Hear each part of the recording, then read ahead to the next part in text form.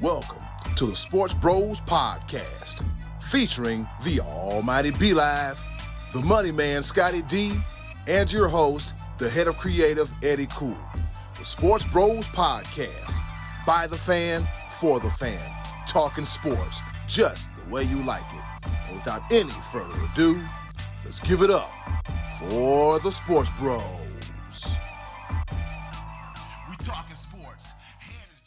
It's Tuesday, and you know what it means. It's time once again for your favorite sports podcast, none other than the Sports Bros Podcast. It's episode number 158. I got it on my phone, so that way I won't lose count. You know, that's how we keep things on the phone. As you can see, the top of the order, the rundown, choices of the voices. You're taking a sneak peek of how the sausage is made, all right? But enough of my incoherent rambling. I do this with two of the best co-hosts in the world. Introducing back from New York, the almighty B-Live. What's happening? What's going on in the world today? I'm going to start this off first and foremost. I'm back here in Fayetteville. I was in New York City this weekend, and it was hot. It was really, really, really hot. And just so I don't know if y'all notice when you see me on the camera and whatnot, I might be slightly out of shape. I'm in pain. And it was hot. And I sweated a lot. But I can say this. People that were in shape also suffered because it was hot. And there was there was a half marathon in New York this weekend. And I do want to say to those, there was actually one person that passed away because of the extreme heat, and a lot of people that were hospitalized. So I don't make light of that to their families and everything, because it was really hot. It was really hot in New York City this weekend. And I got to make some life choices. I got to exercise more. Drink water, exercise. But this show is not about me exercising. It's about me exercising my right to make jokes about sports and anything that the other guy says. So, I mean, let's go ahead and introduce the other guy so we can go ahead and get some things popping up in here, because, you know, he got something ridiculous to say about something. So I'm waiting for it. Very cool.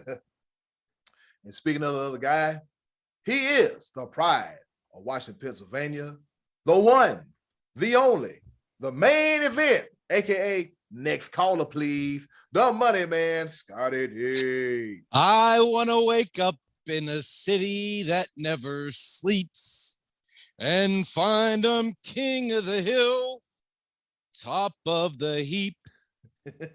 Be live from the Big Apple, and the apple took a bite out of him. Woo! My man is hurting from doing some walking, but he's here. He's playing injured today. We appreciate the efforts. So I'll go easy on you this week. No. I don't want no going easy on me. Because I'll go easy on you. I don't want to make you feel bad after a long weekend. Here we go, that BS again. I'll be kind. Jesus, no, you won't. I'll be kind to you. Right, this week. That's not how we do things here. That's not at all. If you don't fire back, then I'm telling you, I'm coming with it. Let's go. Let's get it. Straight up habanero. So as they mentioned earlier, drink more water. These vagabond shoes. Go ahead, let's go. Which I need some more. All right, fellas, enough of the shenanigans and everything else. Let's go ahead and hop into the top of the order. All right, let's get this thing started. Here it is, the top of the order. Playoffs, fellas, NBA playoffs. And Scottie D, as you said in the group chat last night, you are sick and tired of teams hucking and chucking up threes every chance they get. Tell us a little about the game last night between the Mavericks and the Golden State Warriors, if you will. Well, in game 2 on the road, the Mavericks jumped out to a 19-point lead on Golden State. And then the third quarter happened, and they shot like 2 of 13, I believe. And the next day, the headline from Jason Kidd, the head coach, I wish we would shoot less threes. We needed to run better offense. Quit shooting so many threes. We were cold. He said something to that effect. I'm like, okay, well, as a coach, call timeout and say, We're going to run a pick and roll. And if anybody shoots a three, I'm going to fine you because we're not making them. Anyway, that 19-point lead disappeared. Golden State goes on to win game 2. Fast forward to game 3, the first quarter. I think Luka hit one at the buzzer at the first quarter, 3-pointer, to make them 2 of 13 or 2 of 14 for the first quarter. In the meantime, the second quarter, Golden State, not exactly lighting it up. They go 12 straight 3-pointers missed. Good God. At halftime, here we go, halftime. Mavericks, 6 of 25. 25 attempts from 3-point range. That's 24%. Golden State was better. 5 of 19 for 26%. And that's when the old remote control popped out in my hand and said, enough is enough. Good night, guys. And I understand that Golden State won because I saw Steph Curry with his mouthpiece all popping up out of his mouth. He's chewing the side mouthpiece, doing his shimmy shaking, his big faces in the camera. Good. You made a 3-pointer. Congratulations. That game was terrible. I couldn't watch it. It was basketball, NBA basketball right now. It's terrible when it comes to this. I told you about the Celtics doing that in the last series, and these teams are they're shooting themselves out of winning games.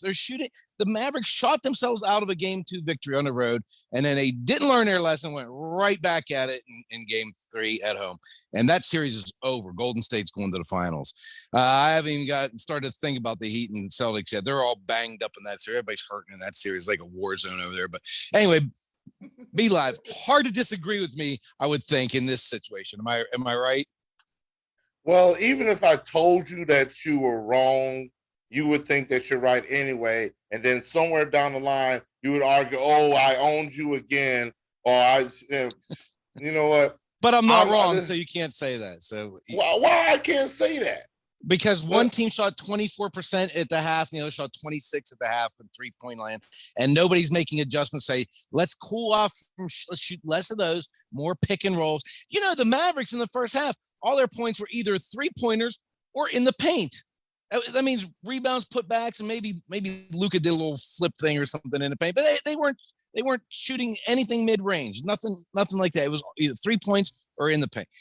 Terrible basketball. Here's the reason why I say you're not wrong, but the way that you're reacting to this, you're acting like this is something new.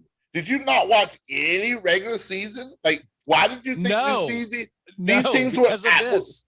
Why would you think these teams would magically transform into this transition or half-court offense and come down and cut towards the basket? Nobody cuts towards the basket anymore. If I see one more transition fast break where you got 3-on-1, 2-on-1, and the person that doesn't have the ball shoots out and runs all the way out to the 3-point line when the lane is wide open. Yes. Thank you. But I'm just like, I agree with you on that. It's the fact that your hysteria for something that's been going on all season. Yes, it's the Western Conference Finals. I'm expecting to watch good basketball. At this point, everybody should be playing tip-top, and it's terrible. It's terrible. It's a 3-point shooting contest. It's not even really basketball. It's so hard to watch. The last couple of years, I've watched less and less regular season basketball every year, and trying to stick it out for the playoffs. But it was so hard for me to watch Sunday night because 24%, 26%. They just keep jacking them up, Eric. Keep throwing them up. Keep clanking them off. You want to know why? Because I watched this. I actually watched this. Players are incredibly uncomfortable shooting the mid-range shot. You should see it. Yeah, you're right. They're incredibly. It's like something that they don't know how to do anymore. They really don't. I think they don't. I think you're right. Like, I've seen them where they'll have a wide open 18 to 20 footer, and they'll figure out a way to take one dribble, take 3 steps back to now shoot an off-balance 3-pointer because they feel more comfortable shooting a 3-point basket. I've seen it way too many times. That's why I appreciate somebody like Jimmy Butler, Jimmy Buckets, because he has that mid-range game. He has that all-around game. I like to see it, and that's where like two 2-pointers is way more than 0 3-pointers or 1 3-pointer.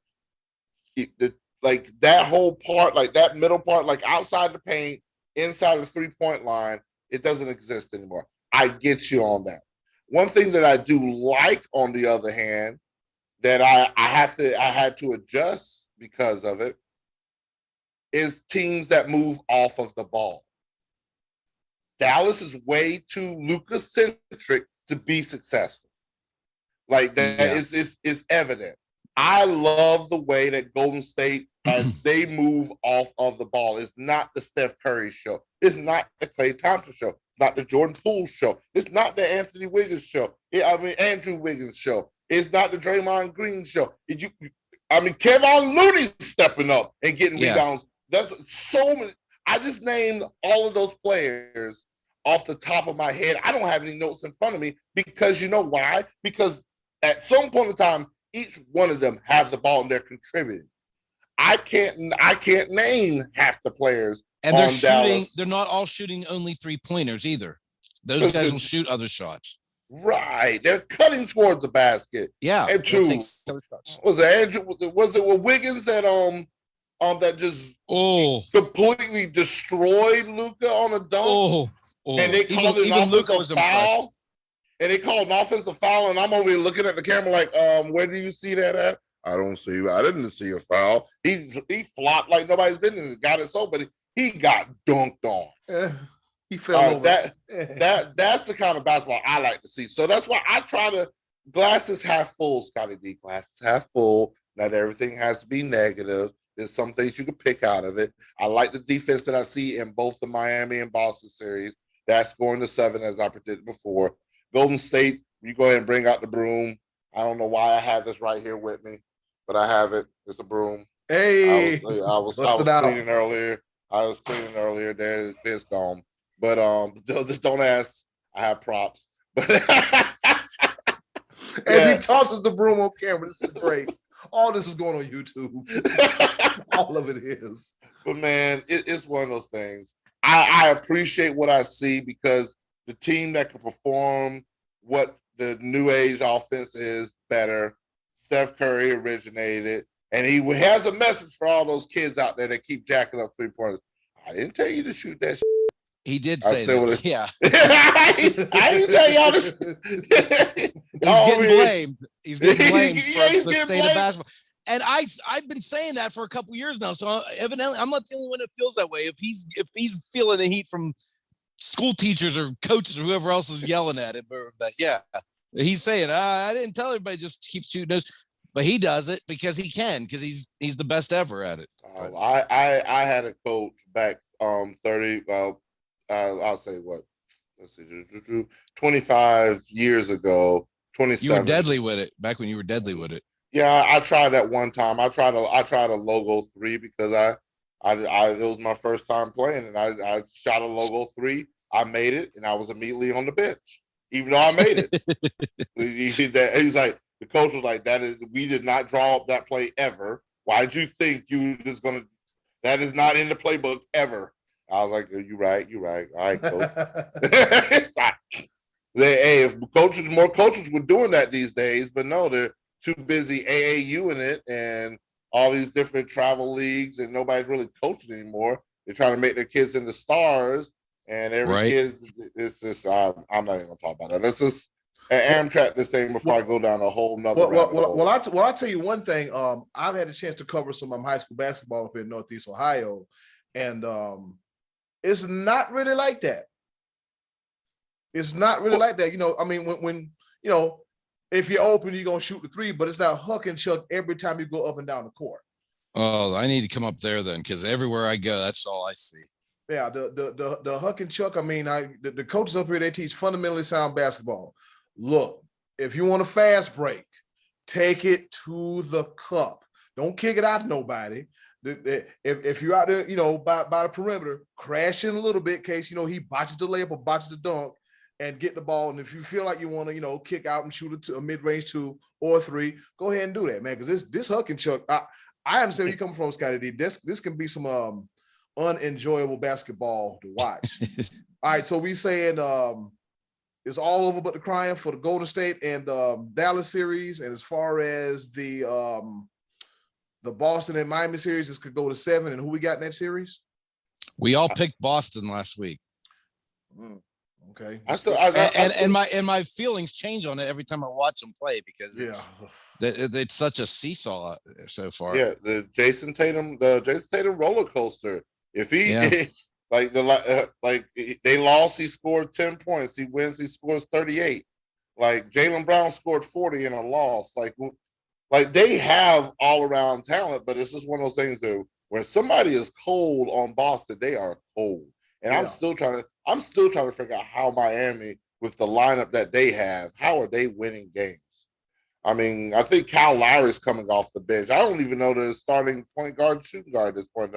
Tyler Hero's coming off the bench. But hey, I think he's missing game 4 though. I think he's out for game 4 hurt, if I'm not mistaken. Kyle Lowry hurt again? Yeah. I think Hero might be out. Oh boy. I'm not sure. Don't quote me on that, but I thought I heard him say that on the radio today. I might be wrong. I might be all goofed. Just a little bit. All right, moving right along to the playoffs. We got the Stanley Cup playoffs, not just the NHL playoffs. And fellas, I had a chance to watch Friday night the Battle of Alberta because I was at a party on Friday night, and I was like, why are Calgary and Edmonton at each other's throats? Why is it getting chippy? And then it said, "Pating!" It is the Battle of Alberta. For those of you who don't know what that meant, what I mean by that, by the Battle of Alberta, Canada is divided up into provinces. Kind of like we got states here, but they got provinces. They got big old provinces. It's like the city in the middle. Up north is the extreme cold. Down south is almost the U.S. And then you got Calgary and Edmonton. They're not too far apart from each other. And so I was like, wow. I was like, why are they at each other's throats like that? Like, what's really going on? I was like, oh, I understand now. It's the Battle of Alberta. So Friday night's game over the Western Conference was real chippy. Edmonton got to a big lead in the first period. There was a little bit more fighting going on. And Edmonton wound up winning 5-3 against the Calgary Flames. Be live. When will our Carolina Hurricanes win a game on the road? The hell if I know. I don't know. I don't know. Needless to say, this weekend was a little rough on me because I didn't get to take in all the sports that I wanted to just because of, I was up there with a bunch of people. I had a great time. But when you get, like, I think we had a group of 10. You got 10 different people, different agendas. I tried to cut away to go. I was like, you know what? Lots been going on. I'm going to hang out with my peoples. I'll catch it on the phone. I look at it this way. In both the Boston Bruins series and the Rangers series, I think the Hurricanes are the better team. I think they're a better team. It shows more at home than it does away. But I think when teams they're away, when they're at home, they have that extra fire in them. And of course, when you have your back against the wall, that's a whole nother element within itself. So these teams are playing outside of themselves when they get home. But at the end of the day, Carolina handles business at home. I would really, really, please, for the love of God, win one game out. They're 6-0 at home, 0-4 away. That's what I mean. They don't necessarily have to win on if they keep handling it at home. Because what's happening right now on the other side of things is that the President's Cup winner might be getting. I might need to go grab my broom again because the Florida Panthers are getting about to get swept. Yeah, the two-time defending undisputed Stanley Cup holders, Tampa Bay Lightning. So right now, the way it looks, if things stay par for the course, it would be Carolina versus Tampa Bay. And because of the regular season record, Carolina would have home ice advantage. So, hey, they don't necessarily have to change it. They keep winning at home, but I really would like them to win one game on the road. I had my Hurricanes mask on in New York City, and I was like, but I kept looking around. I was like, you know what? My back hurt too much. I don't really want to. I really don't want to have to go for blows with all these people up in New York. That you know what? Of all places, I'm a calm it down. I have my Atlanta Braves mask. I literally took my Atlanta Braves mask to. I'll talk about that later when I was up in New York. I was ready for controversy, but my body, it just oh yeah. Tylenol. I tell you, boy, I'm all right though. I'm all right. Well, things are definitely really chippy in the Calgary Edmonton series, as Eddie was saying. And I don't know if you saw at the end of game 3, he was talking about game 2, and then in game 3, Edmonton's up 4-0, and Calgary's forward Milan Lucic hits Mike Smith, the goalie, behind the net as he was playing the puck. He got a 5-minute game misconduct. Smith had to come out for a concussion, even though he says he never even hit his head. But there was only 4 minutes remaining. They end up holding on to win, so they're up. And then the other side, I picked Colorado to win the whole thing. They lost home ice to St. Louis and then went and gained it right back in game 3. They're up 2-1. And the Penguins signed Brian Rust, and the biggest news of the NHL so far this past week. Brian Rust will not be leaving Pittsburgh. He's sticking around. So that's big news going on in the NHL. Yeah, you found a way to make it about yourself. I did because I watched a little of your Carolina game, and they didn't. I didn't want to say much about them going down. I watched a little bit of that Calgary situation and these other games going on. I still like my pick of Tampa and Colorado in the finals. I'm still feeling that pick is okay. Colorado to win the whole thing. I wouldn't be surprised. But I'm other than the Rangers and the Hurricanes, I'm really invested in this battle of Alberta. It's a rivalry. They can't stand each other. We got Mike Smith doing Mike Smith stuff. We got a whole lot of fighting. The coaches look like they want to fight each other. It's just chippy. Chippy. It's very chippy. I'm looking at the coaches. I'm like, ain't nobody smiling, ain't nobody yelling. They got stoic faces. They shooting ugly glances. They're not some of the most handsomest guys on the planet. Those coaches are, they sure aren't. And I'm like, oh boy, this could get real ugly real fast. Moving right along, let's talk about the PGA Championship. Scottie D, who won it? Well, last month in the first major of the year, the Masters, the hottest golfer on the planet, Scottie Scheffler, won the tournament, won the first major. This weekend, who I feel is the best golfer on the planet, Justin Thomas, won the PGA Championship. But it didn't happen the way that I thought it might happen, or even the way I was hoping it would happen.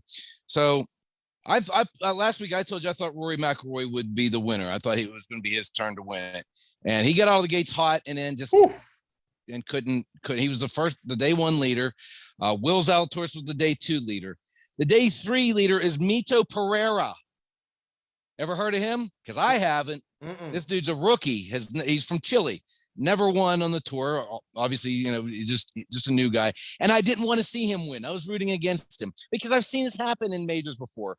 Rich Beam and Ben Curtis and Angel Cabrera and Chad Campbell, Mike Campbell, guys who get hot for one weekend and then you never really see or hear much from them ever again in their careers. And meanwhile, you watch guys like Lee Westwood go out there week in, week out, year after year, and come away empty-handed. So I don't root for these flash-in-the-pan guys. Now, this Pereira may go on and have a great career. Like I said, he's a rookie, but I didn't want to see him win the PGA Championship his first time out. But the dude would not falter on Sunday. He started the day with a 7-shot lead on Justin Thomas. And Thomas grinded it out and didn't play his best golf. But he grinded to a 5 under. And then Will Zalatoris on the final on 18 has to make a key par putt to get to 5 under, and he does, leaving Mito Pereira at 6 under par. All he has to do is par the final hole of the tournament, and he is the PGA champion. And he hits his tee shot into the water. So he takes a drop, and he hits a second shot past the green. So now he has to kind of chip it and putt it just to make a bogey and get into the playoff, and he is unsuccessful. He chips it off the green, and 2 putts coming back for a 6. And I couldn't have felt more bad for this guy because that's not how I wanted to see this end. I wouldn't have minded seeing him blow up earlier in the tournament, but for this guy to be this close to having the Wanamaker Trophy and not get it, and not even get the opportunity to play in a playoff, I felt bad for the guy. I truly did. And so it went to a 3-hole playoff between Zalatoris and Justin Thomas. And on the second hole of the 3-hole playoff, JT makes an incredible shot, drives the green on a par 4, 2 putts for birdie, and then he holds off Zalatoris and wins. So Justin Thomas, I think right now is the best golfer in the world. I think he's number one. I still got Scheffler at the top of the list, and John Rahm, Brooks Koepka, Colin Morikawa. These are the guys I think are the most elite right now. But I think Justin Thomas is the best of the best at this moment. But it was just a crazy way to see this tournament. And I like I said, I was not rooting for this guy to win, but you got to feel for a guy. I think he's 24 years old, and hopefully he'll be back in that position again. But to be that close, he goes down in history as a guy who coughed it up on the final hole of the tournament. So unfortunate for him, but as the second PGA championship for Justin Thomas. What made this one even more impressive was the fact that I wasn't there. And when he won his first one, which was down at Quail Hollow in Charlotte, I was there, and I kind of feel like I was his good luck charm for that on that particular day. And he broke out for his first ever major win. So Justin Thomas gets it done in the PGA Championship. You missed a good ending there, fellas, on that one. You missed it. I thought overall Sunday was kind of uneventful for the most part. It wasn't the most exciting tournament. They kind of nobody really was really making moves, but Justin Thomas is quietly kind of crept up the board there and was in a position. So that was it. Next major next month, U.S. Open. We'll see if old Tiger shows up for that one. He was hurting bad on Saturday, blowing up, and couldn't get through it. But it is what it is. Yeah, everything reports showing that he's not going to be at the U.S. Open. He's going to save up and try to rest up and recoup and be ready for the Open Championship. Which is he has a better chance of competing in that one, I think. Yeah, it was one of those things where you could see on Thursday that he was walking with a gimp, and so like it's just tough, and also on top of that, just to show you how tough Thursday and Friday. I mean, weekend golf as is Thursday and Friday. After Thursday and Friday, the leader was 9 under for the tournament, and the winning score was 5 under. And so that just shows you Saturday and Sunday were no joke. Yeah. Well, the weather conditions drastically changed. Oh, yeah. They were hot on Thursday and Friday, and then I think the temperature dropped like 30 degrees over the weekend. And all the heat came to New York. God, why was it so hot? And then you got all them tall buildings, so you ain't got no wind. It's just ridiculous. Like, why? So New York City, they just said that we don't have enough people in New York. We're just going to keep building up. We're going to block out. This is hot. And you got to watch out for the monkeypox. They might have been up there too. Don't do that. Don't do that. We don't want monkeypox. The first reported incident was in Florida. Go figure. That's a whole nother. See, Amtrak. I'm gonna bring it back this time. But yeah, Justin Thomas is widely regarded as one of the best golfers right now. Rory McIlroy was, good Lord, he was hitting the crap out of the ball off the tee, almost to the point where he was getting too close to the hole where he wouldn't have a lot of spin control and stuff like that. I thought this was Rory's one to win, but then round 3 came and he was like, okay, hey, where are you going? Where's you going? Come back here. Rory, I was rooting for you. He putted terribly on Saturday too. He just wasn't making any putts. So, it's one of those things like Rory and Justin Thomas both shot 4 over 74 on the third round. But Justin Thomas shot 67, 67, 74, 67. So, he poured it. He did exactly what needed to happen on Sunday. So, Justin Thomas, hats off to you. Gotta love golf. Is there anything else we want to talk about? Because I've never been so happy to be in Fayetteville. In my house. AC in the water because it was hot. Yeah, you can't be that. Well, after this little quick break, we'll come right back and talk about the event. Well, not the event, the skirmish, if you will, that happened between Nick Saban, Jimbo Fisher, and Deion Sanders. We'll be right back.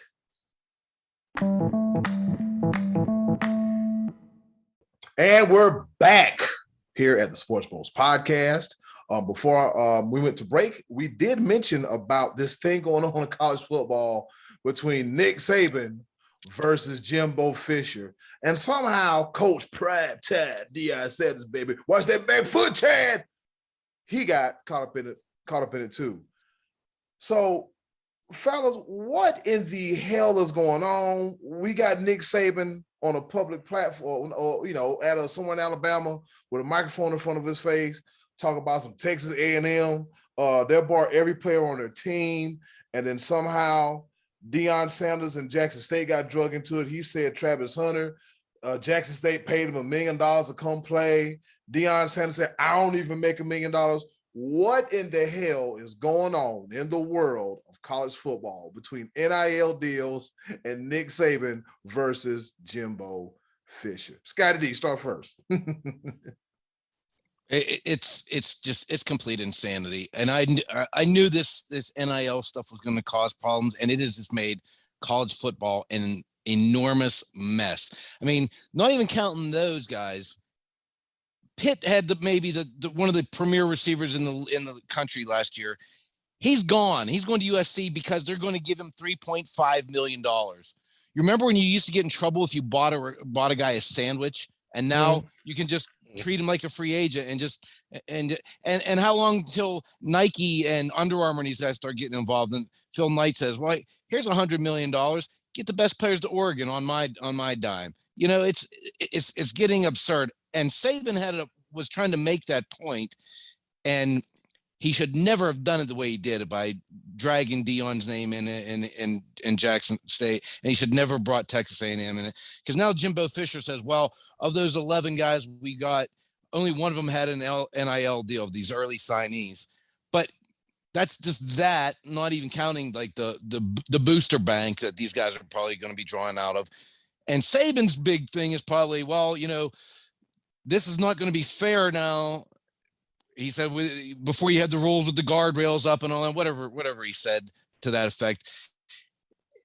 He knows that guys are going to go to other schools because Jethro and Abe, the boosters up in the hills in Alabama, aren't going to be able to come up with the same kind of money to pay people as Southern Cal and Texas and probably Michigan and Ohio. These people are going to go all in with their money.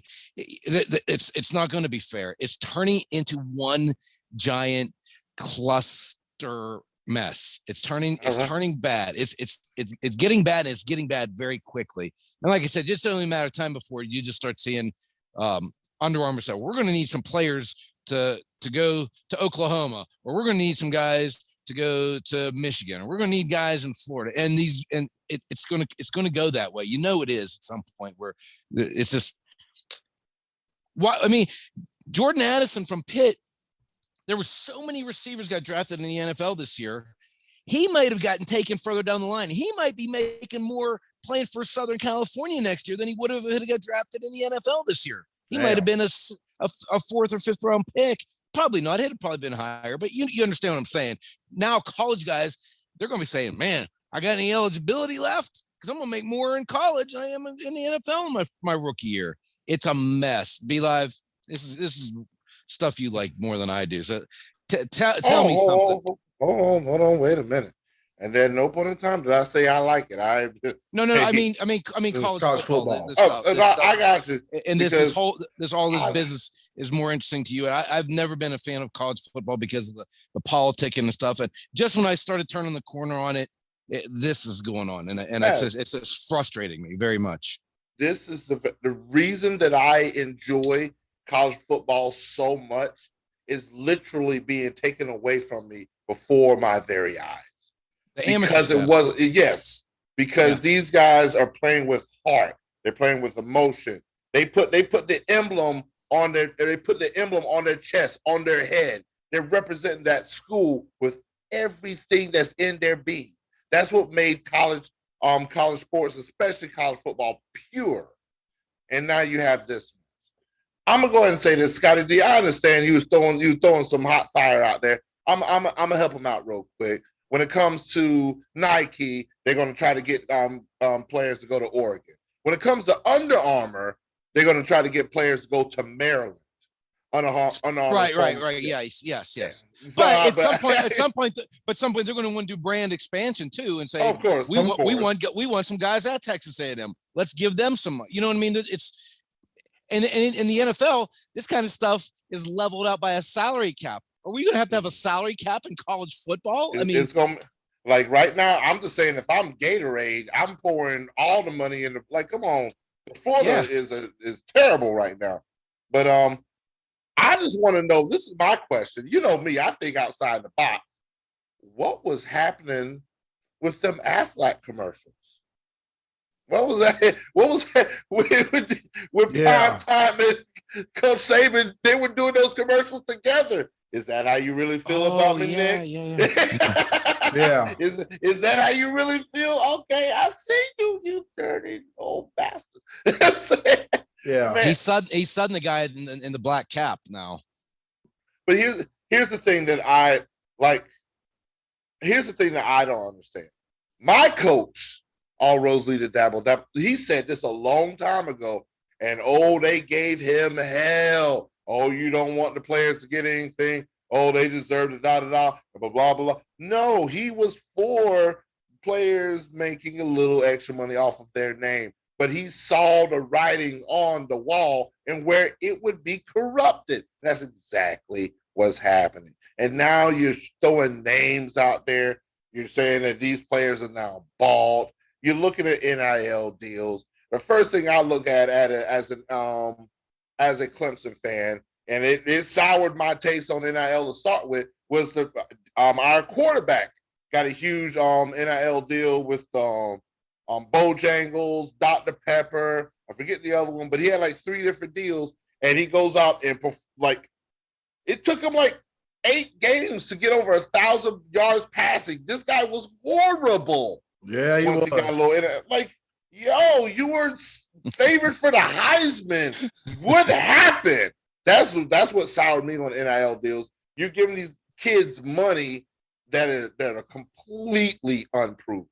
Completely. Like you're literally looking at a high school film. You're looking at a high school film and saying this guy deserves to have $500,000 because what he did against kids that are half his size, because he hit puberty before these kids did. Come on, that's exactly what's going on right now, and it's mind blowing to me, and just it's also mind blowing to me what boosters like these adults that have all this money, and they like, good Lord, they're corrupting the sport in such a bad way just because. But now they're not. Now it's legal. But it's more like that's what makes it worse now because it's legal. Yeah, it makes because the NCAA is not going after them. The NCAA is kind of passing the buck. Aren't they going to let Congress take a look at this and see? Mark Emmert is a piece of crap. He is he made this mess and say, you know what, I'm done. He made this mess. He's like, all right, I'm ready to go. I'm trying to retire. Yeah. Because he knew it was going to be a mess. Well, the thing about it is he created the mess. This should have never gotten to this point. If you're going to do something, you have to have an outline to a T. There were so many loopholes when this NIL deal came out, and now you got top paid lawyers that read through this mess. Oh, I could do this, that. I could say, oh, it's coming from this guy over here, but it's actually from the school because this guy graduated from the school. But just because he graduated from the school doesn't mean this money is coming directly from the school. So this guy's going to funnel money for the school, but it's not through the school. These guys are looking through every bit of law, looking through the lines, and they're like, man, it's ridiculous. It should never have gotten to this point. yes, I want players to be able to make money off of their name. Yes, you put your name on the back of a jersey, you go out there and you perform. Yes, you should be able to make a little change. But when it comes to these contracts, before you even put the name on the back of the jersey, you're signing these kids the contracts before they even they haven't even set foot on a college field. Nope. That's not what football is about. They haven't even set foot there. And you're paying these kids, and then God forbid something goes wrong, you get hurt. And then guess what? Because that same little 18-year-old kid that trusted his life to some shady 40-year-old, and what Joel said it, where this guy that's a convicted felon. Yeah. It's going to get much worse. And now what's happening now is that the NCAA is trying to backtrack. The lawyers are already involved. Like, oh, it's too late now. You try to dial back this. We're going to out, baby. We're going. It's going to get ugly.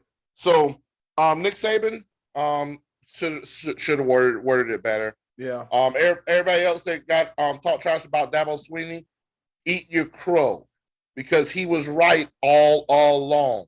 Professionalism of college sports it's out of control, and it's really not much that anybody could do about it without serious consequences. Oh yeah, we're gonna. It's gonna take the ball out of Dabo's hand and Saban's hand. Guys that are trying to recruit just on selling yourself to the school and selling the program and selling the system. Yeah, oh coach, I would, but I'm gonna get another $1 million extra if I go down to Texas A&M than if I do come to play for Clemson. I mean, what recruiting is going to be a whole different ball game now. Yeah, I mean, and the transfer portal, it's free agency. Let's just call it what it is. It's free agency. Yeah, I was just thinking that today. I was like, damn. I said, here we are. I never thought of time in NCAA football, college football, that the transfer portal would act as a free agent type, what's the word I'm looking for? Free agent, whatever I'm looking for. Y'all know what I mean. Yeah. We get it. Yeah. A free agent platform. And now you got name, image, and likeness. Barely 1 year in, and this is where we're at now. By the way, Alabama and Texas A&M play each other October the 8th. And Jimbo Fisher was not too happy. He was like, I think from what I heard, Jimbo Fisher caught wind of the news, and like the very next day or early that morning, we gonna have a press conference. Oh yeah. I don't know why my name came up out of this out of the blue. Wait a minute. Yeah, I'm over here recruiting, player. I got some 5 stars coming here. Yeah, I'm coming for you. And yes, I beat you last year by a field goal. Are you bitter? Are you sad? Yeah. There's not enough salt in the Atlantic or the Pacific Ocean for how salty you is right now. Come on, bro. Salt Bay. How many memes you want me to throw at you, bro? Yeah. Come on. There's way more seasoning than salt. I'm telling you, kosher salt, sea salt, salt and pepper. Pink Himalayan salt. But yeah, I'm saying now it's at the point where you just throwing people's names in there. Like Dion said on the tweet, I don't even make $1 million. And Travis Hunter, he reports on the tweet, he was like, I'm making $1 million, but my mom is in a 2-bedroom house with 3 kids. Like, and we all know, there ain't millions of dollars flying around in Jackson State. Although Deion Sanders said Jackson State did help bring in $30 million to the city of Jackson, Mississippi. So if anything, the city is making money off of it. And it's not the kids' fault. No, it's not the kids' fault. You can't blame the kids. If you're going to give them a chance to make $1 million or zero, $1 million. Yeah, yeah. Real quick, yeah. Let me go ahead and make this quick million. Yeah, and then exactly. And then you just got Jimbo Fisher. He was like, yeah, you want to call Nick Saban God? Or ask God how he got the God status. You want to call him Azar? I mean, oh boy. I thought the Nas and Jay-Z beef was something, but Jimbo Fisher was spitting that hot ether. He was like, he was like, I don't F with him no more. I don't talk to him no more. If I see him, I'm gonna knock his ass out. He's not walking it back either. He's not walking it back. It's been a week now, and he's not walking back. And Saban kind of is. He's trying to put the kid gloves on now, but it's too late. He's already rang the bell. Yeah, we know what you was trying to say. Yeah. And when you said it, boy, yeah, Nick Saban. Oh man, October 8th, we will be watching. I guarantee. Does Clemson have Texas A&M on the schedule this year? No, I don't think they do. I have no idea, but Jimbo Fisher was like, I've never seen another grown man get into another grown man like that. He was like, He said, I don't want to work for him again. I'll never work for him again. Why do you think nobody don't ever work for him no more? And I don't know if Jimbo didn't have his coffee or his grits was cold, but he was going OFF off. After we get to recording this, I'm gonna go watch it again because I was like, ooh. Yeah. Let's just say that Jimbo Fisher is the early recipient for the Sports Bros podcast. I took that personal award. I like it. All right, fellas. With that being said, according to my watch, which is fully charged and works, what's going on with Naomi and Sasha Banks? Anyways, guess what time it is, fellas?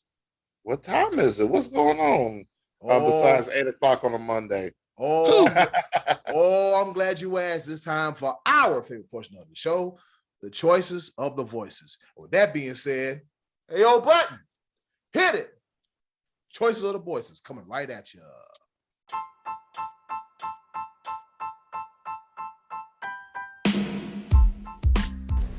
And now, our favorite part of the show, the choices of the voices. Once again, thank you to the wonderful and ever so lovely Miss Button for introducing our favorite portion of the show. You heard the woman. It's choices of the voices. She ain't got no right, no reason to lie.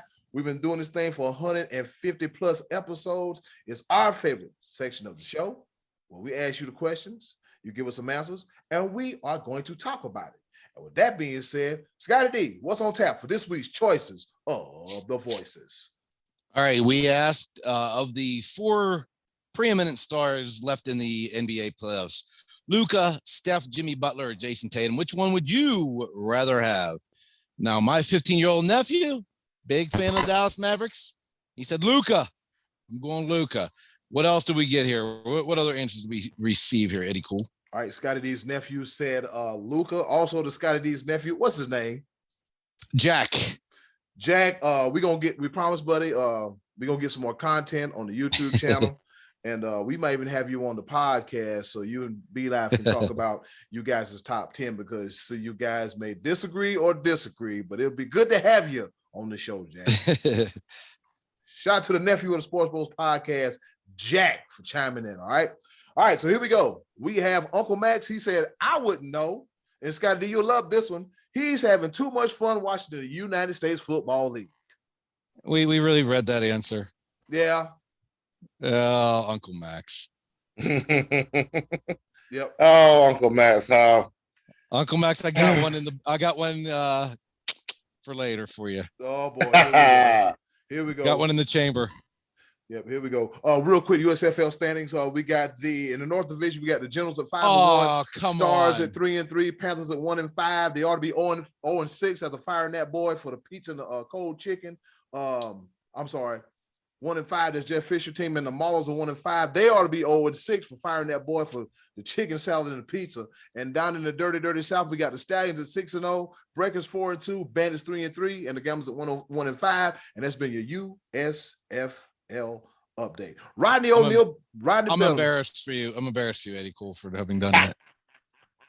Real quick, Uncle Max, we're here for you. Uncle Max left the door open like Bruno Mars, and I flew right up in there. Here we go.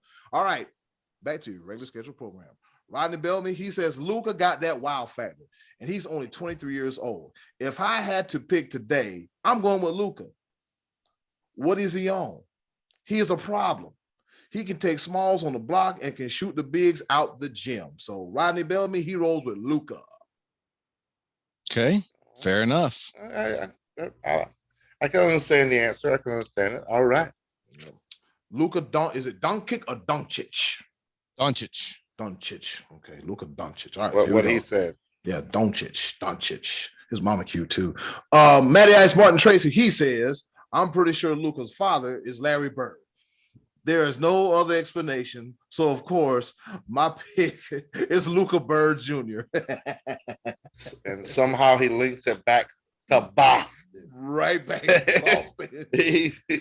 Shipping them up to Boston. But there's that the comparison is absolutely there. So I could definitely rock with that. Matty Ice, not a problem with that.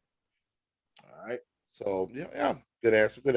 I can roll that too. All right. Next up, we got Joy Buckets, Joe Gafkin, and he says, I'm going with Steph Curry because he's the greatest shooter and he can facilitate as well.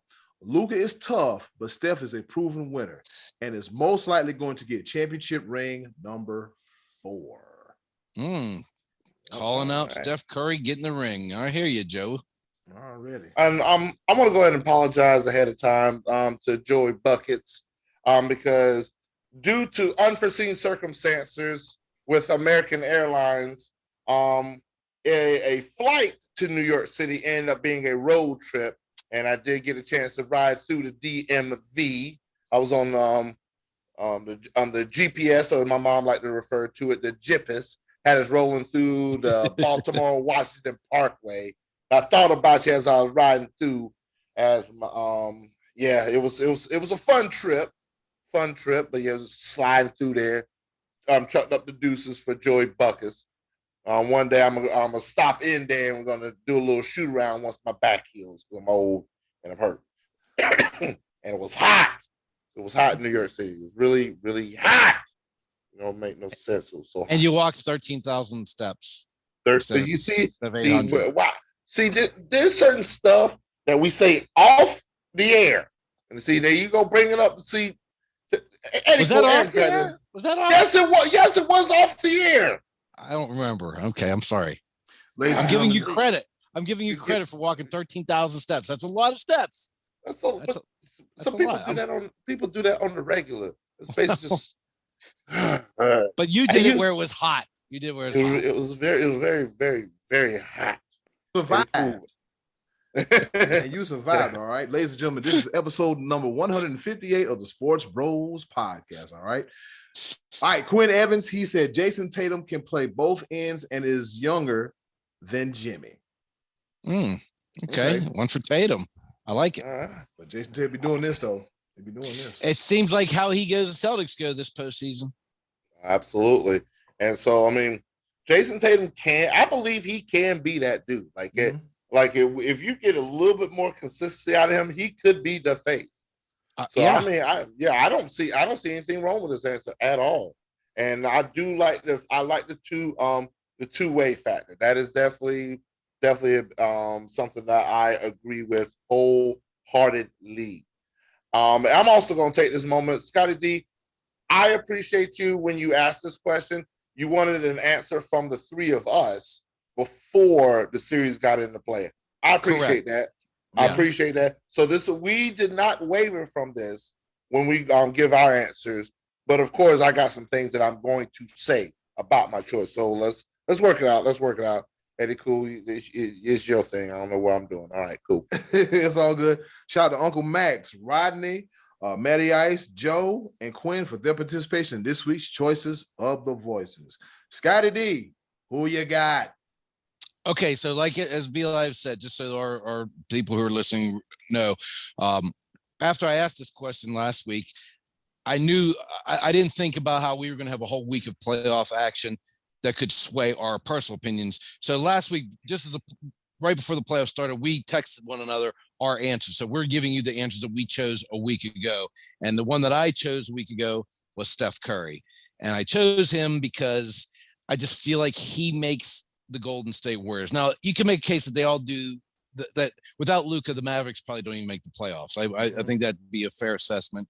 And maybe the same could be said for the other two guys. But with Steph Curry's experience and the fact that he's the greatest shooter in the history when it comes to shooting 3-pointers, I think he is his championship experience, I think he's the guy that I would like to have out of those four today in the current situation, in the current playoffs. I think he has that it factor, that leadership factor, that he just makes the team. He elevates the team just by being on the floor. He makes the rest of the guys. Maybe Klay Thompson is just another great 3-point shooter, but with Steph as his teammate, he's also one of the greatest of all time when it comes to probably top 5 to 10. Klay Thompson's name has to be up there.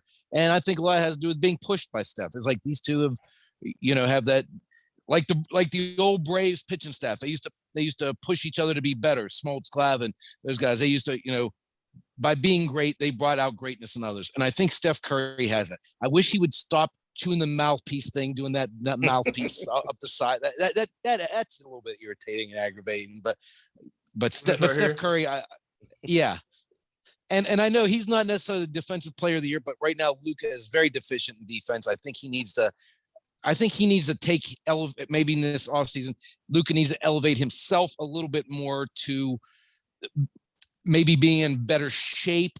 You can't really make yourself a lot faster than he is, but there are ways to improve yourself in other areas of the game. And Luka's an absolute beast. And I think a lot of people probably would pick him more than anybody coming into this. Like if I would ask this last week, I think he would have been the immediate answer coming off the previous series of knocking off Phoenix. But I don't really feel like there's a wrong answer here.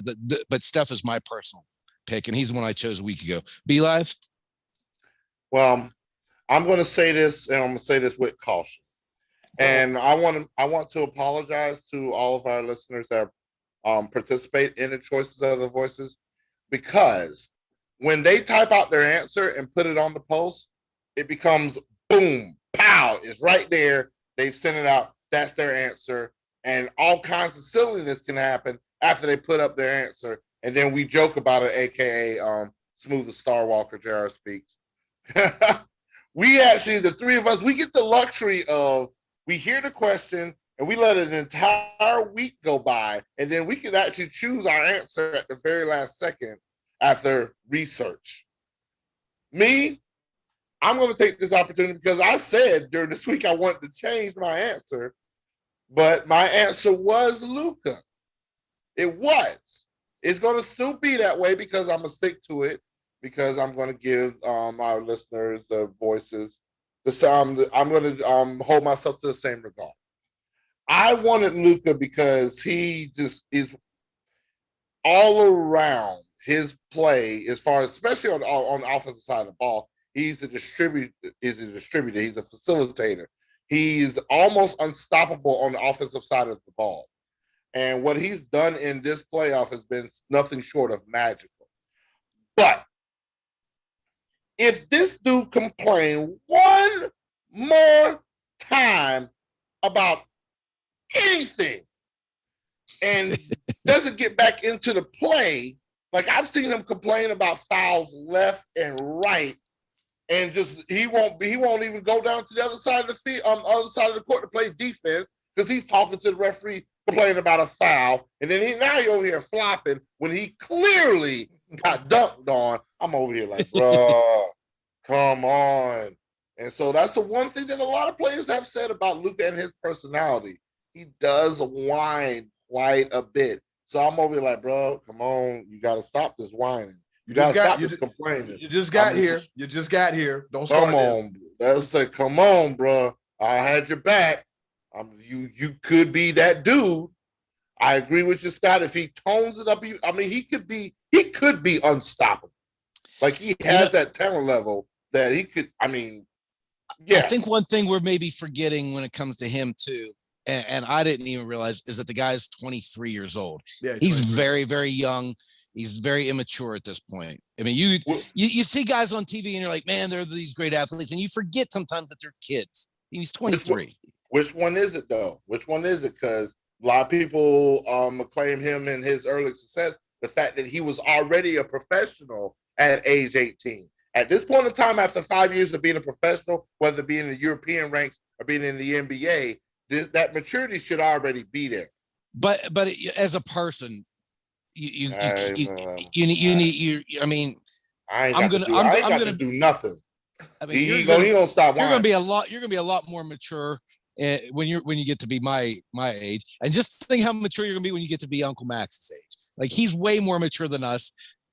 The way after me walking around in New York City this weekend and how hot it was, I don't think I'm going to make it to Uncle Max's age. I think I died 3 times this weekend alone. I don't know. So I'm not even going to joke. I'm not even going to joke about Uncle Max anymore because I'm probably not going to make it. But I'm going to try. But good, woo. See, you have the off season to get mature and in shape, just like Luka. So there you go. Yep. Luka, bro. Quit crying all the damn time. Yeah. Say what I said. Good Lord. Eddie Cool, what you got for us? I'm going to have to say Steph Curry. The city of Cleveland hates him, but personally, I like Steph Curry. I'm going to tell you why. Because he has the underdog story of going to Davidson, nobody not knowing who the hell he is. He's the son of Dale Curry. The first few years in the league, he gets hurt. And then that one fateful night in Madison Square Garden back in 2013, Chef Curry goes off. And that's where his legacy started. And then after that, they started winning championships, started beating people left and right. I mean, you can add like the Cleveland and Golden State series to the annals of great NBA series of all time. Like, I know for a certain point in time, NBA ratings they tend to do this. But soon it was LeBron versus Steph, LeBron versus Steph, LeBron versus Steph, a new team, Golden State Warriors. Oh, we got LeBron. He goes back to Cleveland. He's done all he's done in Miami. It was must-see TV. And just to see Steph Curry just do what he does on a yearly basis, except for the last 2 years where they missed the playoffs and he got hurt. Now they got Klay Thompson back. Golden State just finds a way to win. And that's why I'm picking Golden State to win it all again this year, because I don't think nobody can stop him. But Steph Curry is just that guy. I mean, he can shoot it, turn his back, look at you, go nan boo boo. And what can you do? Nothing. You can't do nothing. He can get a shot off anytime he wants it. Anytime. I'm gonna say this for the listeners. You heard it on the same episode that Scottie D trashed the way basketball is today. Everybody just hucking and chucking threes. And then in the same episode, he picked Steph Curry, which could be the originator of hucking and chucking up the ball. So the same episode. Just want to make sure true story. The listeners heard that hypocrisy that came from the money man. True story. Everybody tries to be like Steph Curry and they can't. I wanna be like Steph. That's why the NBA is going down the toilet, because they all try to play like him, and they can't. I want him to be on my team. Yeah, but yeah. Steph Curry. Absolutely. Steph Curry is. He wants the originator. Yeah, Steph Curry is one of one. He is most definitely 1-1, and he has championship experience. He knows how to get there, and he knows how to get it done. So that's why I'm rolling with Wardell Stephen Curry. His first name is Wardell. How country in North Carolina is that damn name Wardell? Anyway, shout out to everybody for this week's participation on Choice of the Voices. Scottie D, what's on tap for next week? Well, actually, we're going to give you 2 weeks. 2 weeks, yes. We're going on a break. We're going on a hiatus. Yeah, no Sports Bros next podcast. Week's Memorial Day. Yeah, no Sports Bros podcast for Memorial Day. So we're going to chill and relax. You should do the same thing. So y'all just going to tell me this on the air. Okay. I must have missed that meeting. My back was hurting because it was hot. We told you this. I missed them. We told you this in the group chat. Yeah, that's where I got the memo. Yeah. Okay. Well. All right. Well, yeah. 2 weeks from now. But yeah. What was the question? What we got? What's on tap when we come back? Okay. Well, actually, Eddie Cole, you gave me a lead in a couple minutes ago with the phrase that you used. You said "must see," and a couple years ago, we asked who your must-see athlete was at that time. It's been, I think, 3 years now since I've asked that question. So I'm going to re-ask that because times have changed a little bit. We have some new listeners. Eddie, you need some redemption because you picked Ricochet the wrestler. Yeah. So he was must-see at the time. I made fun of you for about 6 months. He's the Intercontinental Champion, okay? He got a belt. So you got 2 weeks to come up with somebody better than Ricochet for your must-see athlete. So we are going to do a rerun and ask you Who right now is your must-see athlete? Who makes you walk by the TV and say, wait a minute, stop, I got to watch this. I got to watch this person. Golf, throw a baseball, hit a baseball, throw a football, whatever. Flip over the top rope. Maybe Eddy goes back to ricochet. I don't know. I think I picked Tiger Woods at the time, and B-Lab, I think you picked Israel Adesanya, if I'm not mistaken, who's still one of the is still the champion these few years later in the UFC. So that's who we're going to talk about in 2 weeks. Must-see athlete. That'll give us something to talk about. In case you need a reminder, 2 weeks is 14 days. All right. So go out, have some fun, celebrate Memorial Day. If you're popping firecrackers, don't wind up like JPP. All right. And with that being said, see you next week for Choice of the Voices. Coming up next is a round of pepper. Do not sneeze.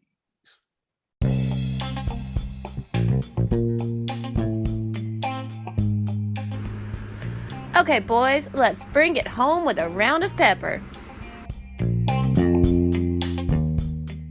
Well, you heard the woman. It's time for us to go home and get what I call the hell up out of here. But before we go, we got to give it to you a round of pepper. That's right. You know how we do it. 3 topics, rapid fire style. Kind of, sort of, not really. Here to enlighten, engage, and then most importantly, entertain.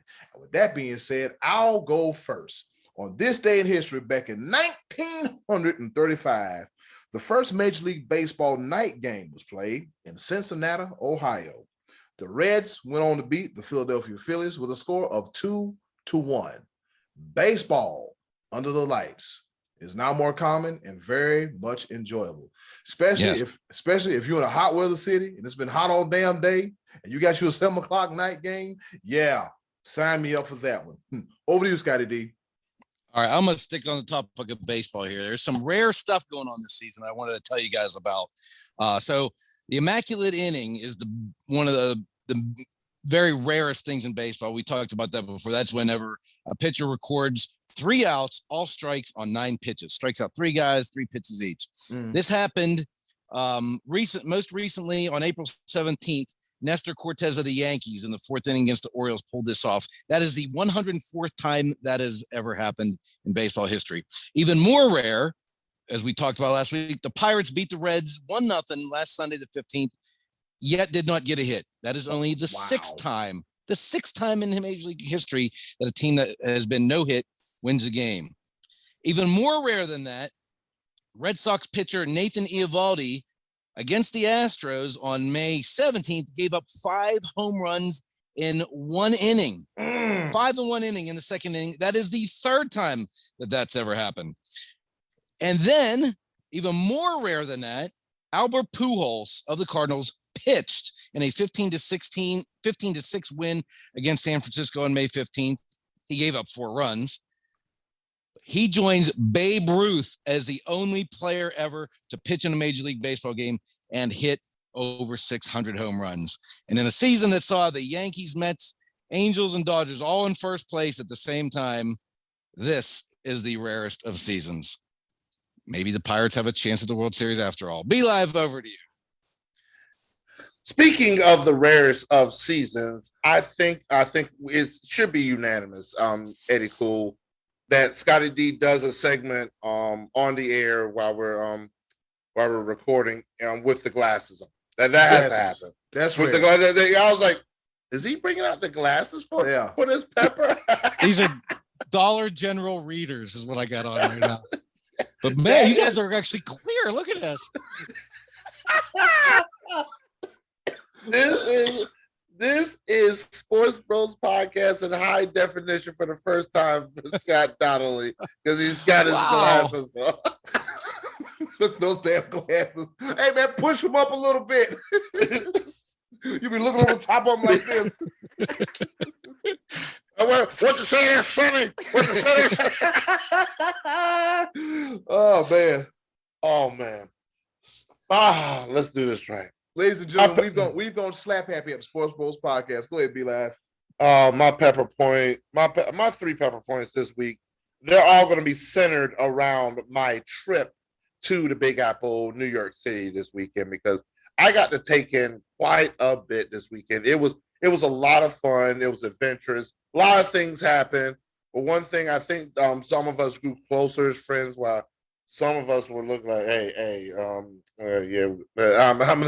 neither here nor there. I'm gonna say I said what I said, but I greatly much appreciate my boy Sandy Smokes for introducing this place to me.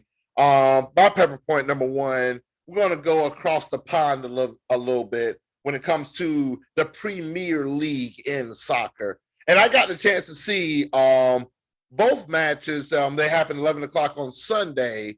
To determine who was going to win the Premier Cup championship, where I got to see Manchester City going against Aston Villa and Liverpool. It is a Liverpool bar that we were at going against Wolves, and this was at the Brazen Tavern in New York City. And when I tell you this is a Liverpool bar, this is literally like I felt like I was at the game. I loved every bit of it. Scottie D, get your life together.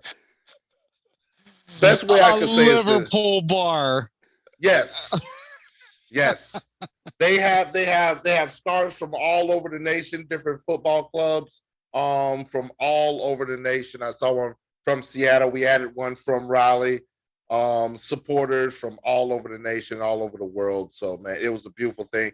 The place was covered in red. It was a beautiful thing. Unfortunately, good Lord, it was such a seesaw, teeter-totter event watching both of these. Because at the end of the day, Liverpool needed Aston Villa to beat Manchester City and Liverpool to win in order for Liverpool to win the Premier League championship. And Aston Villa was up by 2 goals.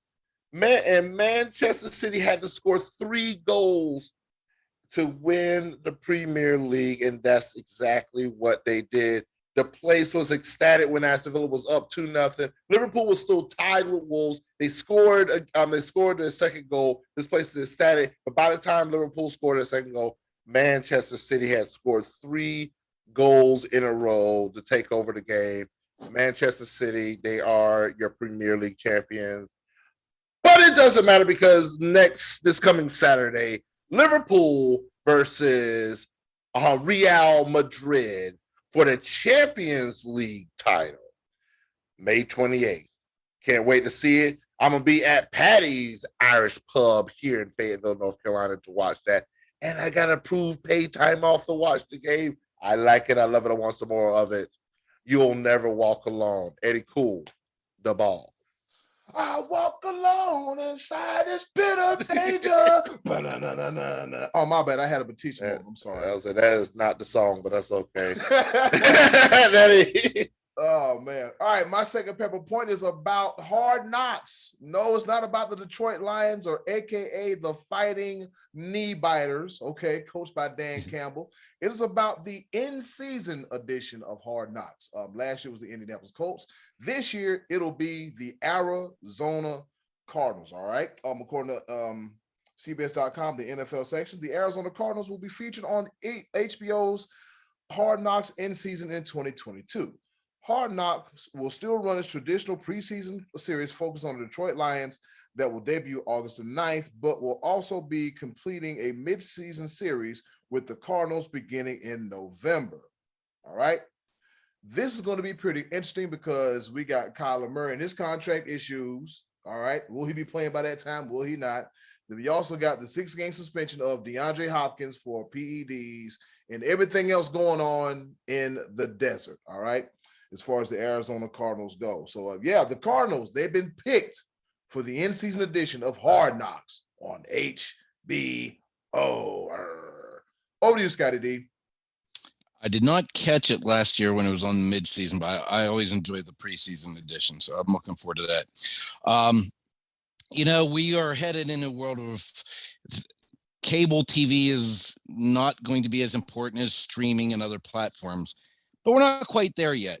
In the past week, the Buccos, the Pittsburgh Pirates, your favorite baseball team, they played on YouTube, Apple TV, and Sunday morning at 11:30 on Peacock. Now, in Western Pennsylvania area rife with Catholics, the Buccos playing at 11:30 in the morning on Peacock is probably not going to draw a ton of people watching. For those who did watch, the Buccos rewarded their fans when, after being down 18-0 in the ninth inning, scored 4 runs off of catcher Yadier Molina. So they didn't get shut out 18-0. They only lost 18-4. Maybe they're not going to win the World Series after all. Let's go, Bucks. Be live. Over to you. Damn glasses. Oh, man. My second pepper point. I actually watched this.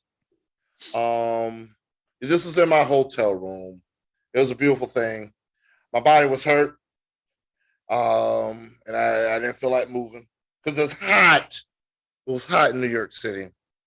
But it was good sportage going on because I got to see my Clemson Tigers women's softball program go against Auburn and win 1-0. And that set the table for them to win their regional tournament this weekend and now head to the Super Regionals round of 16 in college softball. Mind you, the Clemson softball program has been in existence since 2020. It's only 2 years. This is their 3rd season. And in just 3 short years, they go from just starting up the program to winning the ACC championship last year to now going to the Super Regionals for the very first time. Clemson softball, ladies, do what you do. They pitched 2 no-hitters this weekend on their way. Now they're going to face Oklahoma State to see who goes to the College Women's World Series. Eddy Cool. Bing! The ball. Can't wait. Wait. Scottie D. That's Bart Scott impersonation. All right, so my third and final pepper point, if you live in the Northeast Ohio area and you're a fan of high school sports, stay tuned because I-90 Sports, ran by myself and my color commentary partner, Dave Rivera, will be doing a high school football schedule release, particularly in the Lorain County area. Teams from the Southwestern Conference, the LC8, and also the GLC, and Sandusky Bay Conference as well, too. So it's going to be fun. It's going to be exciting. So if you haven't followed us, check us out on Twitter at I-90 Sports, and also check us out on Instagram as well too at I-90 Sports. And there should be a podcast coming soon. I-90 Sports. Check us out. Sports Bros is my baby, my always and forever. But also love doing what I do so much. I'm going to do this thing I-90 Sports. So check us out this coming weekend when the schedules drop on Memorial Weekend. Over to you, Scottie D. All right. Best of luck to you in that one, Eddy. Wish you all the best with that. Yes, sir. So, in the NFL, rule changes are common. The NFL is fluid. Bud Grant, who was a former head coach of the Vikings, 95-year-old Bud Grant. He graduated in Uncle Max's freshman year. He was also a 4-time winner of the Grey Cup, the Canadian Football Championship. He has some ideas for some rule changes that I think you might really, the NFL might want to take into consideration. 3 big ones. One, he thinks that we should get rid of the fair catch. No more fair catches. You have to have a 5-yard cushion like you do in Canada. The returner, you give him 5 yards, but you cannot just say, nope. Player safety, not on the top of his mind. Also, because the NFL, who wants to eliminate kickoffs, Bud Grant thinks you should push the kickoff back to the 30 yards. And when you kick off, if you decide that you're not going to bring it out of the end zone, you don't get it at the 25, you get it at the 15. So you have to run the kickoffs back. He said players are getting hurt anyway. They get hurt on every other play. There's always a player injury. And the one that I seem to enjoy the most, as far as suggestion, he said, I would complain to people of the idea the trailing team is out of timeouts and the fans are leaving and the quarterback starts kneeling down. He says people are saying nothing can be done about this. And he says, yes, there is. The team on offense has to make a yard or the clock stops. So there's no kneeling down with the other team's out of timeout. You have to get a yard. The other team has to stop you, or the clock is going to stop. So he is forcing the team that it has the ball and the lead not to sit on it. You still have to at least churn out a yard. You still have to pick up one. So player safety, not as important to Bud Grant as it is to the NFL, as more interesting football. Hey, I like it. I say we put Bud Grant on the competition committee. Be Live, over to you. I love every bit of that. 95 years old. I can see him. I can see him right now. Old school, baby. Old school. It's too so I done made it through all this and everything. All I had was a leather helmet. It's right here. Yep. You see this finger? You see this finger? You see this?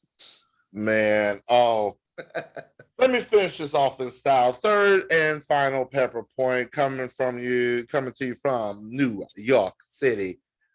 Baseball is a beautiful thing.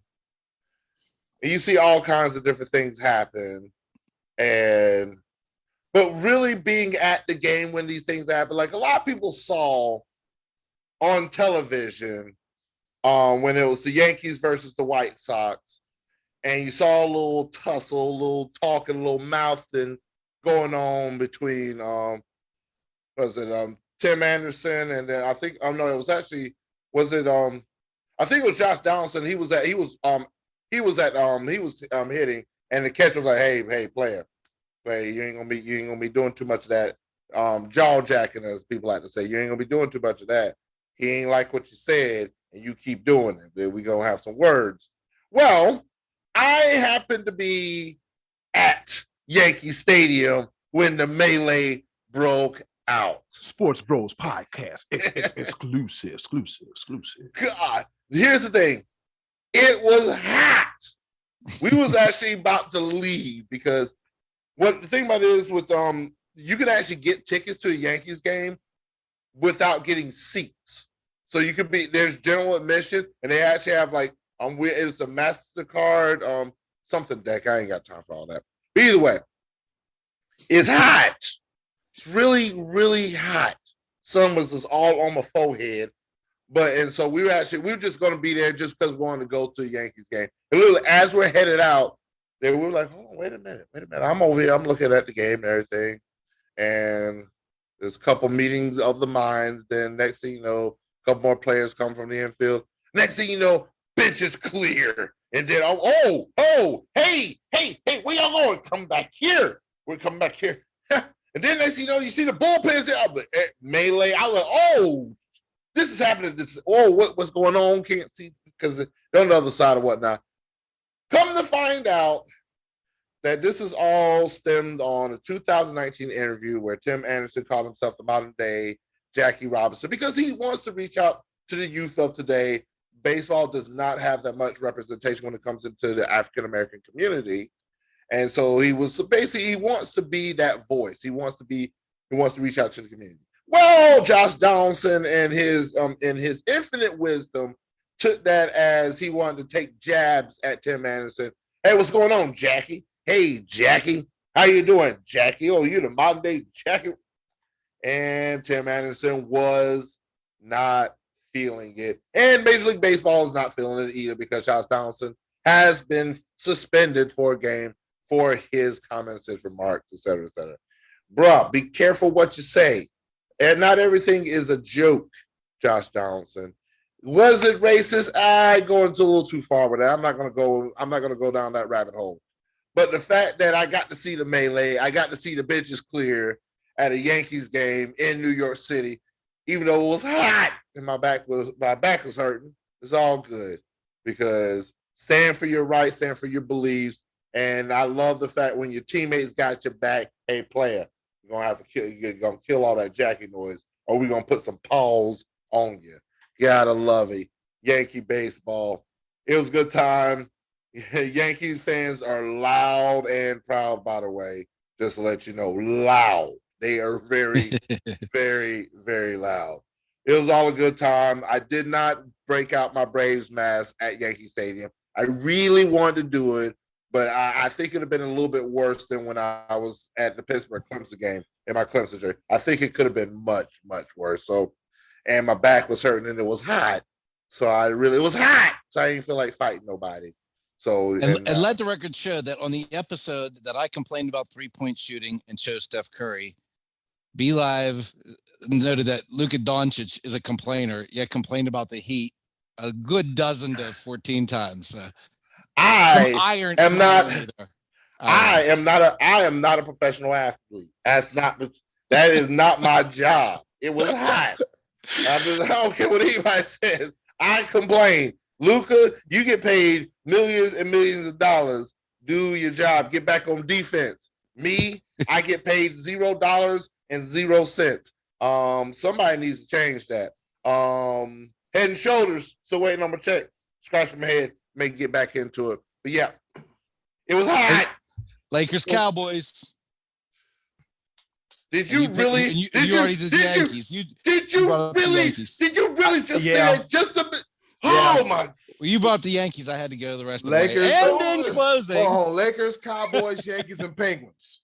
I kind of said it earlier. I'm like, is anybody gonna pick up on it? Well, the little Pirates and Pitt football tonight too. So we had a great show.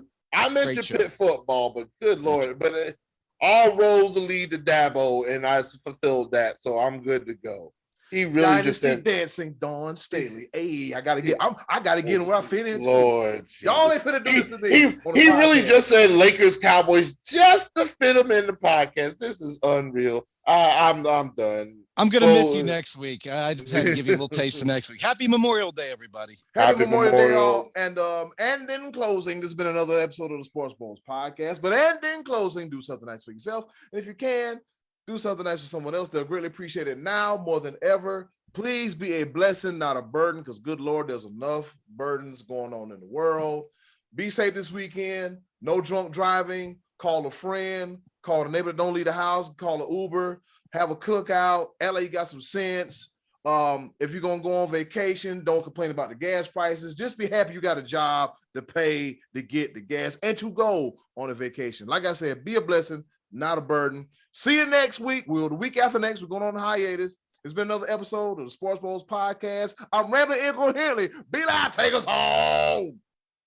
9/11 Memorial was absolutely beautiful while I was in NYC. Memorial Day. Remember those that are fallen.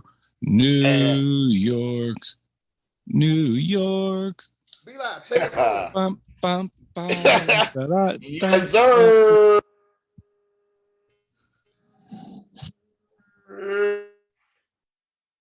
See y'all in 2 weeks. Thanks for listening. Thanks for watching. Love you. Bye. Hey, it's Eddie Cool here from the Sports Bros podcast. And do you want some more of the Sports Bros podcast in your life? Wait a minute, don't answer that. The answer is yes. And I know you want some more of the Sports Bros podcast in your life. Do us a small favor. Go to the description box, click our Linktree link, and you'll see all the links on how to follow the Sports Bros podcast. Once again, thanks for listening.